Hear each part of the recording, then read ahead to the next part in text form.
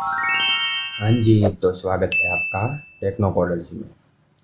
तो इस वीडियो में हम बात करने वाले हैं HTML की बुलेट के बारे में।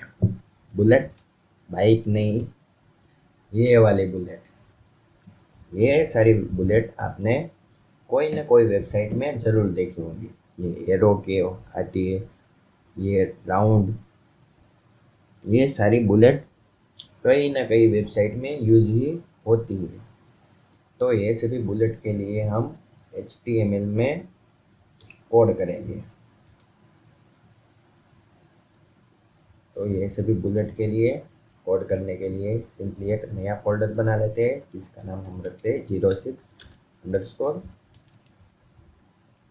06_HTML list.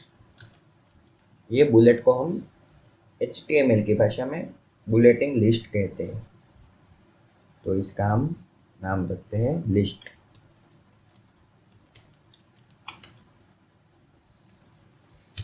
तो करके स्लैश करके list.html।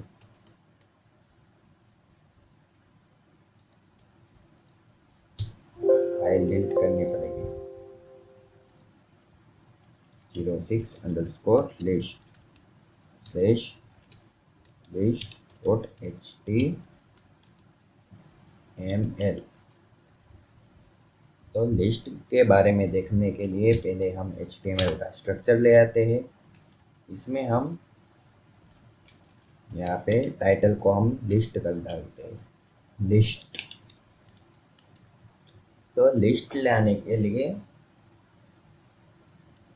लिस्ट को देखने के लिए पहले हम समझ लेते हैं HTML में इनलाइन एलिमेंट क्या है और ब्लॉक लेवल एलिमेंट क्या है।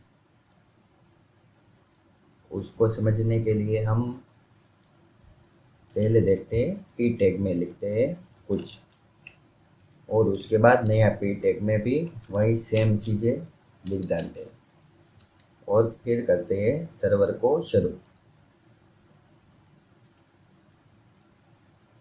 तो देखिए यहाँ पे इतनी सारी स्पेस होने के बावजूद ये नीचे SNDA लिख के आ गया। ऐसा क्यों हुआ? क्योंकि p टैग ये ब्लॉक लेवल एलिमेंट है। ब्लॉक लेवल एलिमेंट जब शुरू होता है, यानी कि ये टैग शुरू होता है, वो हमेशा लाइन ब्रेक हो के ही शुरू होता है। तो इसीलिए p टैग को ब्लॉक लेवल एलिमेंट कहा जाता है। HTML में ब्लॉक लेवल एलिमेंट तो कई है, लेकिन इनलाइन एलिमेंट बहुत कम है, जैसे कि स्पान। अगर हम यहाँ पे स्पान का यूज करें, स्पान टैग का, तो ये अब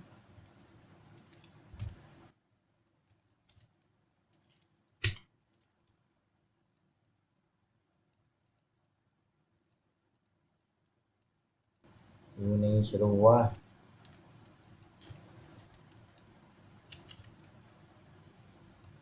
ये तो आना ही था, ऐसे आप कहोगे, लेकिन पी को लिखते ही ये नीचे की लाइन आ गई। मैं इस तरह से समझाना चाहिए। कोई बात नहीं, स्टूडेंट है, कभी भूल हो जाती है। तो पी टैग के अंदर पी टैग लिखने से इसके अंदर का जो कंटेंट है वो लाइन ब्रेक हो करके आ गया। तो हमें इस लाइन में लाना हो तो उसके लिए क्या करना पड़ेगा? स्पान टैग का यूज़ करना पड़ेगा। तो स्पान टैग एक इनलाइन एलिमेंट है और पी एक ब्लॉक लेवल एलिमेंट है। अगर स्पान की जगह हम डिव लिखे तो डिव भी एक ब्लॉक लेवल एलिमेंट है। H1 लिखे तो वो भी एक ब्लॉक लेवल एलिमेंट है, H1 यानी कि सारे हेडर। इसके अलावा PRE लिखे तो PRE भी एक ब्लॉक लेवल एलिमेंट है। तो इनलाइन एलिमेंट कितने हैं? तो इनलाइन एलिमेंट, ये पहला हमने देखा स्पान, जो इनलाइन एलिमेंट है। उसके अलावा एक जो फॉर्मेटिंग में यूज होते हैं वो सभी, बोल्ड हो गया, इटैलिक हो गया, अंडरलाइन हो गया, ये सभी इनलाइन एलिमेंट है। तो इसको करते हैं कमेंट और हम हमारे टॉपिक की ओर आते हैं। तो आज का टॉपिक था HTML लिस्ट। तो लिस्ट बनाने के लिए एक टैग का यूज होता है जिसका नाम है यूएल। लिस्ट तीन प्रकार की होती है, मेनली दो टाइप की होती है, एक अनऑर्डर लिस्ट और एक ऑर्डर लिस्ट। यूएल यानी कि अनऑर्डर लिस्ट, यानी कि जो लिस्ट होती है वो अनऑर्डर टाइप की होती है, यानी कि उसके जो बुलेट होते हैं वो डॉट होते हैं, राउंड शेप के होते हैं, स्क्वायर स्क्वायर के होते हैं, और कई बार उंगली भी आती है जैसे कि एरो। वो सभी हमने बुलेट देखे ही थे यहाँ पे। ये सारे बुलेट यूएल टाइप के यानी कि अनऑर्डर लिस्ट। तो यूएल के लिए एक टैग होता है का यूज होता है जिसका नाम है यूएल। और अनऑर्डर लिस्ट हो या फिर ऑर्डर लिस्ट हो, उसमें लिस्ट को दिखाने के लिए एक टैग होता है जिसका नाम है एल आई यानी कि लिस्ट टैग। तो एल में हम लिखते हैं ABCD। ABCD भी लिखनी पड़ेगी अब यार।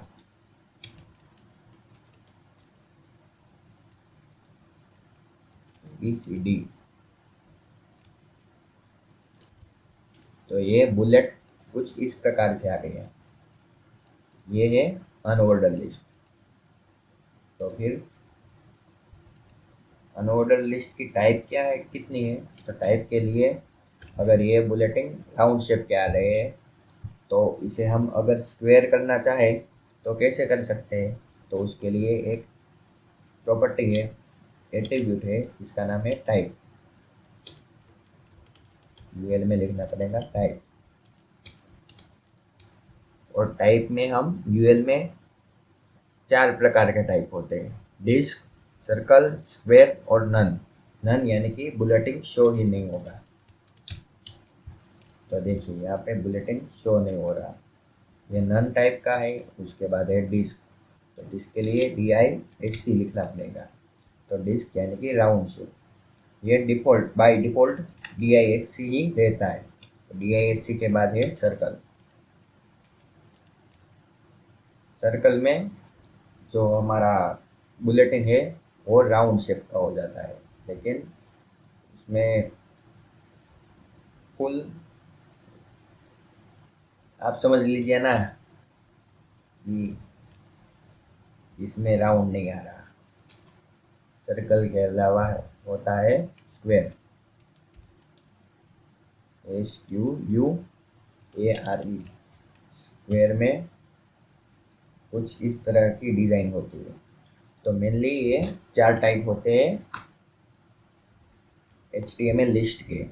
इसके अलावा अगर हम इस प्रकार के बुलेट भी डालना चाहे तो हम डाल सकते हैं, लेकिन CSS की मदद से। तो CSS की मदद से डालने हैं तो हम HTML में क्यों चर्चा करें, उसके बारे में हम CSS में देखेंगे।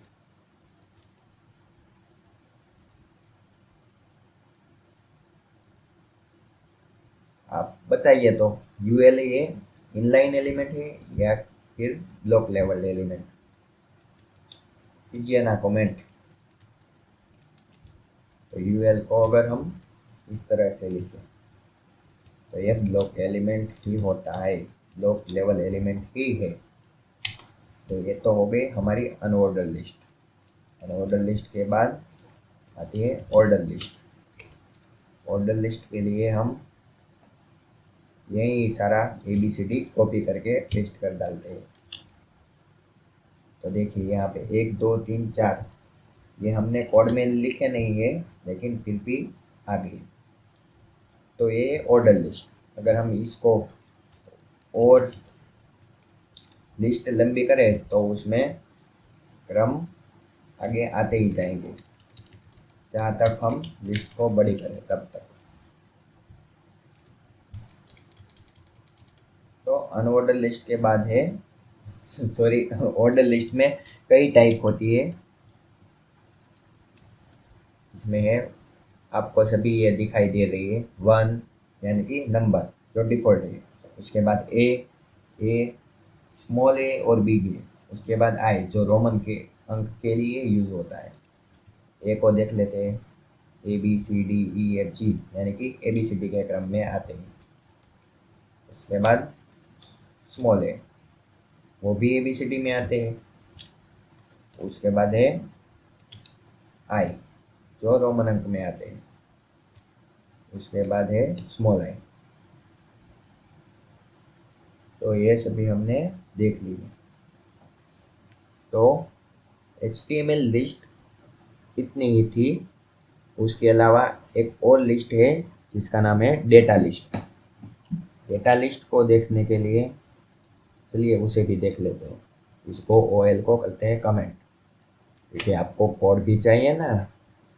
तो डेटा लिस्ट के लिए उसके हेडर में DL लिखना पड़ेगा है। DL यानी कि डेटा लिस्ट।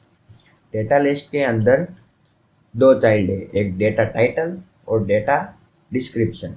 तो डेटा टाइटल के लिए एक टैग का यूज़ होता है DT, और उसके बाद डेटा डिस्क्रिप्शन के लिए DD टैग का यूज़ होता है, यानी कि डेटा डिस्क्रिप्शन।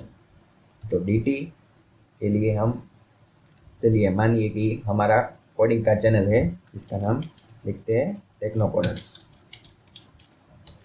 और इसमें हम डेटा डिस्क्रिप्शन डाल देते हैं।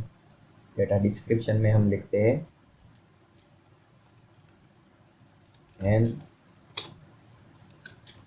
चैनल और कोडिंग, और कोड लिखते हैं कोड COD। ओके, तो ये डेटा डिस्क्रिप्शन है। डेटा टाइटल जो ये इस प्रकार से शो होता है, और डेटा डिस्क्रिप्शन कुछ इस प्रकार से। अगर हम DD को कॉपी करके पेस्ट करें तो ये बार बार इसी तरह से आ जाएगा। जैसे कि आपने कहीं होटल के मेनू में देखा होगा कि यहाँ पे पंजाबी खाना, साउथ इंडियन फूड, वो सभी हेडिंग में लिखे जाते हैं, और उसमें लिखी गई सारी डिशेस इस तरह से शो होती है। तो उसमें ये DT और DD का यूज़ होता है, यानी कि डेटा लिस्ट का यूज़ होता है। तो लिस्ट को हमने बहुत बढ़िया तरीके से इस वीडियो में देख लिया। तो चलिए अब अगले वीडियो में मिलते हैं।